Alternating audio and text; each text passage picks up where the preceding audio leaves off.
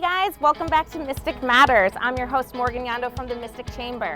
We're outside of Glaze Handmade located in Stonington, Connecticut, and we're going to go say hello to Lyndsay Dean, the owner, and she's going to teach us a thing or two about pottery.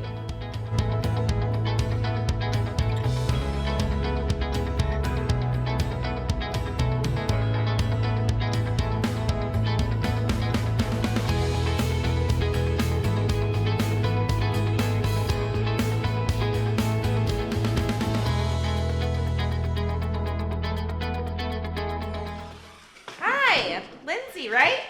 Yeah, nice to meet you. You too. Very nice to meet you. Welcome. Thanks so much for having me. Your store is beautiful. Thank you. So, do you hand make all of this? Yeah, I make everything you see in the shop. Wow. So it's you and your team? Well, if you consider the fact that if I could clone myself, I might have a team, but I don't have a team. It's just me. Now, what's your inspiration? I mean, every piece looks different in here, so I'm sure there's a different inspiration for every piece that you make, but tell me your story. Yeah, I've been making pots for about 25 years. I started out teaching and gave that up about 4 years ago when I moved into this space. And now I'm trying to make a living just selling my pots, making pots and selling pots, which is a little frightening, but I do that in a number of different ways. So I have an online shop, I've got my retail shop. I take a lot of custom orders from clients for all different kinds of things, from just one mug for an anniversary present or a birthday gift or a tableware set. Like, it's really fun working with individual clients too. Oh my gosh, so you're juggling a lot of things. Yeah. So doing from custom work to just kind of doing things on your own and putting them on the shelf. Yep, I do a little bit of wholesale with a few local clients as well, so it's fun working with other shop owners and manifesting keeping it what they local. want. Yeah, always keeping it local. Yeah. And I see that you have a wheel over there by the window. Yeah, I like to set myself up right in for the ability that people can actually watch the whole process happen instead of like at the back. I like to keep a nice open workspace so people can see every part of the process when they come into the shop. I have an extra apron if you want me to show you a little bit. Oh my gosh, yes, let's do that. Let's do it. So what's going on here?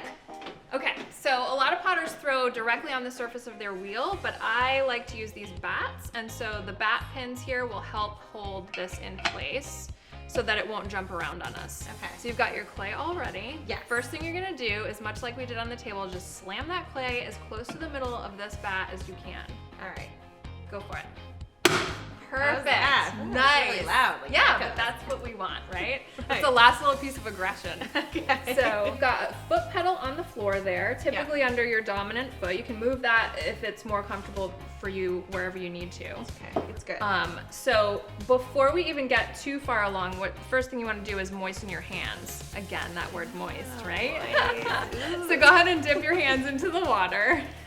And you may want to take your ring off just so that you don't get it covered in clay. Okay. It's totally up to you. If it doesn't come off, it's not the end of the world. I think I'll leave it on. Okay, no problem. I'm a jewelry person. All right, so now you're gonna put your hands, and we can add a little bit of water to your clay.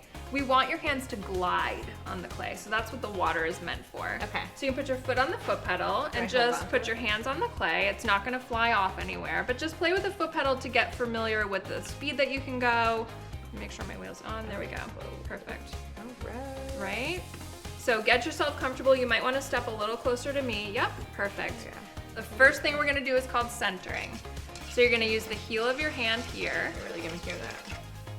Let's just push those bracelets back. There you go. And then this blade of your hand here, and just lock your thumbs together. Lock my thumbs together. There you go. I'm gonna add water for you. We want it to stay slippery. Perfect. And now you're gonna use your ab strength and all of your leverage to try to really secure that clay so that your arms aren't moving. And you can rest your elbows down on the splash pan if you wanna get a little bit more leverage. Okay. Imagine if this thing just went flying across the room. But the speed will actually also help you. Okay. What are we making again? Well, we're gonna try to make a bowl.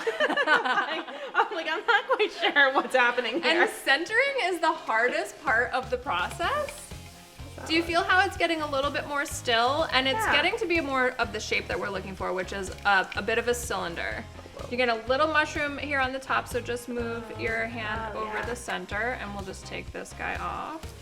Perfect. Let this thumb rest on that hand so your hands stay connected to each other. And you can use 1 or 2 or even 3 fingers to dig. It doesn't really matter, whatever you're comfortable with.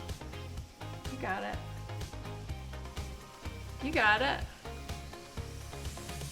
You can go a little bit further. So you see how your hole is getting wider, Right. and then this wall is getting a little narrower, and that's what we're looking for. It's a feeling, It is a feeling. I honestly have like no idea what I'm doing. I'm like, yep, the sponge is going in there. Yeah, you press it, and as long as it's smooth, then you're good. So this guy is called an angled knife. And we're gonna use the angle of the knife to peel away some of the clay that's just sort of adhering it to the bat. Yep. So you can go ahead and hold that like a pencil as well. You do wanna hold it rather firmly, and you might wanna hold this hand with your other hand. We're gonna be good. Awesome. And then we're gonna run a wire so you can stop your wheel.